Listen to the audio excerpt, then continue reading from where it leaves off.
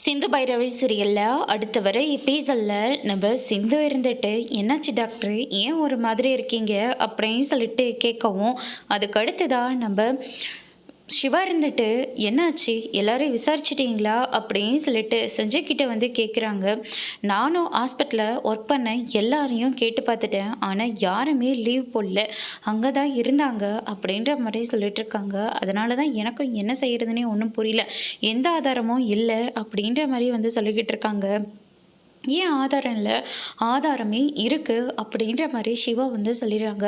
இதை கேட்டோன்னே மொத்த பேரும் வந்து ஷாக் ஆகுறாங்க. என்ன சொல்கிறீங்க அப்படின்னு சொல்லிட்டு கேட்கவும், நானும் ஆறுமுகமும் போயிட்டு மலையில் இருக்கிற சிசிடிவி கேமராவை செக் பண்ணோம்.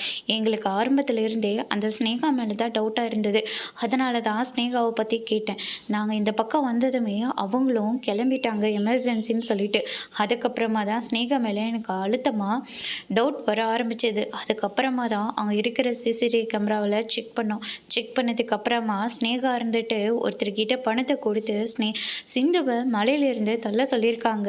ஆனால் சரியான சந்தர்ப்பம் கிடைச்ச உடனே அந்த ஸ்னேகா தான் சிந்துவை மலையிலிருந்து கீழே தள்ளி விட்டுருக்காங்க. அதுக்கான ஆதாரமும் எங்கிட்ட இருக்கு அப்படின்ற மாதிரி வந்து சொல்லிடுறாங்க.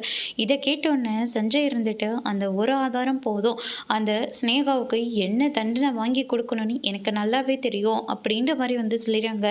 பைரவி இருந்துட்டு சிந்துக்கு இந்த மாதிரி நடந்தது, அந்த ஸ்னேகாவை நம்ம சும்மாவே விடக்கூடாது அப்படின்ற மாதிரி வந்து சொல்லிடுறாங்க. அதோட இன்னைக்கான பிரம்பு முடிச்சிருக்காங்க.